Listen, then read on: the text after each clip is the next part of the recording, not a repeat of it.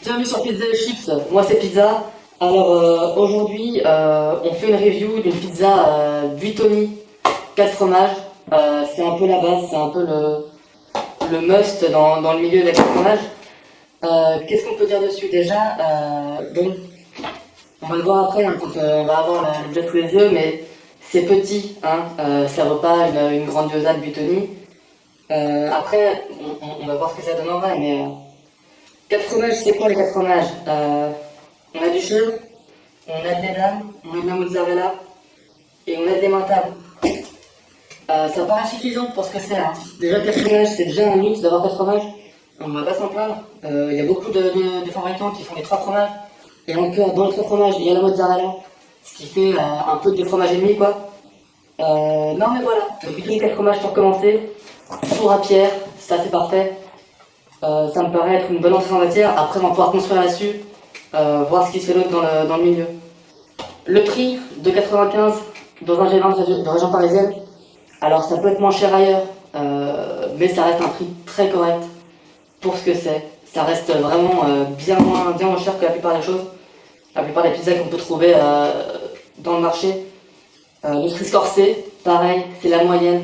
C'est du jaune, ça peut faire peur, mais je peux vous dire que quand on est allé chez Pizza 4 fromages, on peut avoir du D, voire du E des fois. Du C, c'est très correct. C'est pas du bio évidemment, hein, mais ça reste vraiment correct. Là, la pizza elle est au four, elle est en cuisson. On va se retrouver après pour la petite dégustation, voir un peu comment ça se passe. On est de retour, la pizza est là. Bon, comme je disais tout à l'heure, effectivement, c'est pas très gros, c'est pas dérangeant, hein, ça cale quand même bien vide. Mais c'est vrai qu'effectivement, comparé à d'autres pizzas surgelées ou fraîches, hein, mais c'est un peu radin quoi.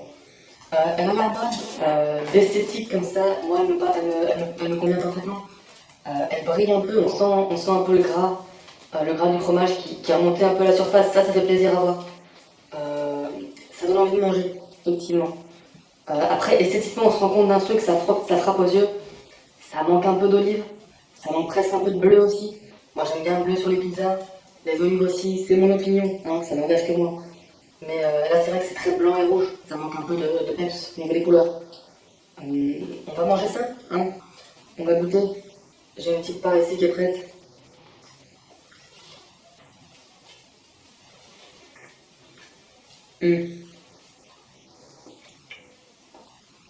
Bah c'est hyper bon, hein, on va pas se mentir. On sent bien la mozzarella qui est très présente surtout. Même l'origan par-dessus et tout, c'est parfait. Pas trop salé.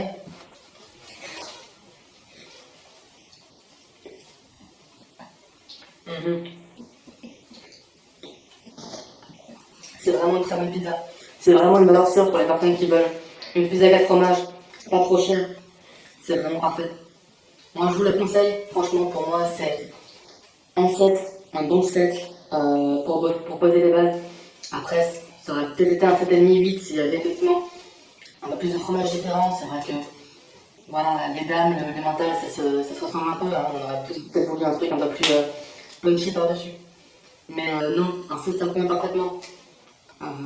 Voilà pour cette review. On se reverra une prochaine fois. Et à la prochaine sur Pizza et Chips.